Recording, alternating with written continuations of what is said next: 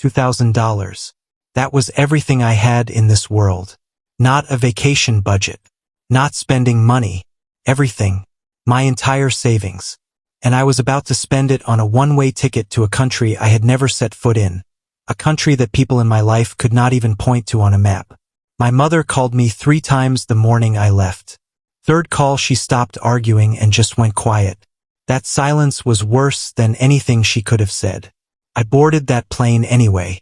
Comment right now and tell me where you are watching this from. Philippines, America, Quezon, because what I am about to tell you is going to hit very differently depending on where you are sitting right now. Every comment pushes this story to someone who needs to hear it. So please, drop it now. Let's go. I landed in Manila at 2 a.m. The heat hit me before the doors fully opened. Then the noise. Then the smell of diesel and rain and something frying somewhere that I could not see. Jeepneys everywhere.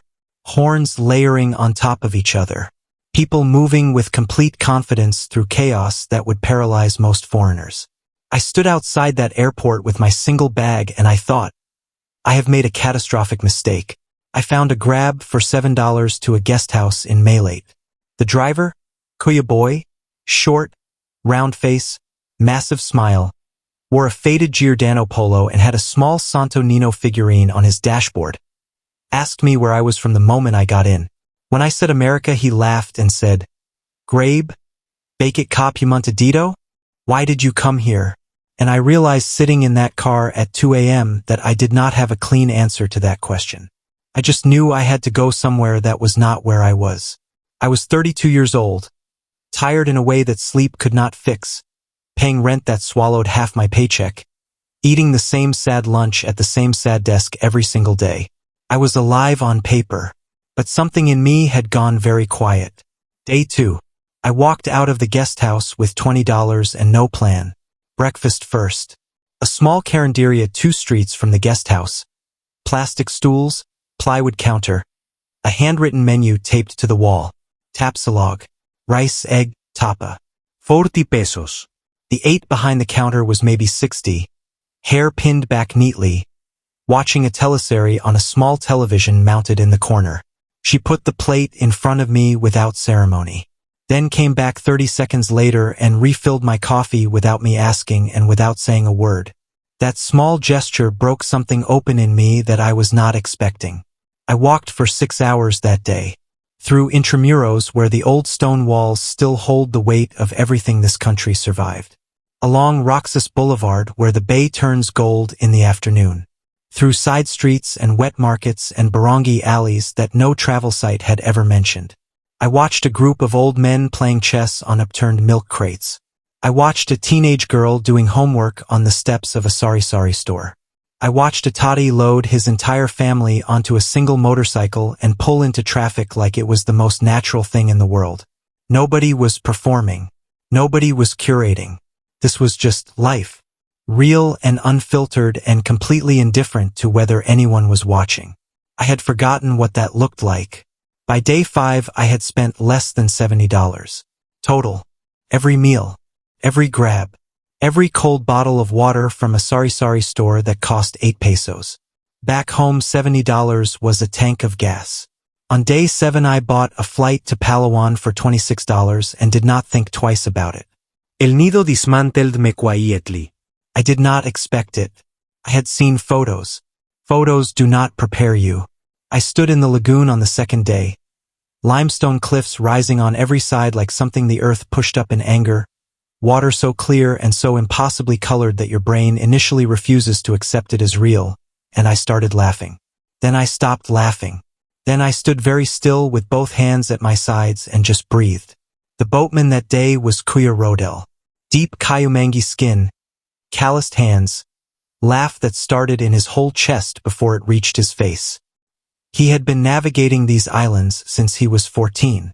He knew which lagoon had the calmest water at what hour. He knew which rock the sea turtles rested near in the afternoon. He pointed out a cliff face that his Lolo used to fish beneath before he was born. I paid 300 pesos for that entire day. I want you to understand that. $6. For one of the most extraordinary days of my entire life. That night I ate grilled tinig on the beach. Ati pesos. A family from Batangas sitting nearby. Nene, Tati, 3 kids, the youngest asleep across 2 chairs. Invited me to try their kinalaw before I had introduced myself. The nene just stood up, walked over, held out a bowl and said, "Tikman mo. Try it." Just like that. No transaction. No motive. Just here, eat with us. I sat with that family for 2 hours. I learned the father's name was Dodong. He worked in construction in Riyadh for 4 years to save enough money for this one vacation with his family.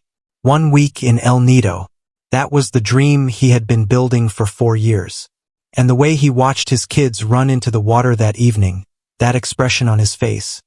I have not stopped thinking about it since. Week 3. Siargao. By this point something had fundamentally shifted in me. I had stopped counting days. I had stopped calculating. I had stopped the constant low-level noise in my head that back home never fully went away. I was just present. Fully, completely present. In a way I genuinely could not remember being since childhood.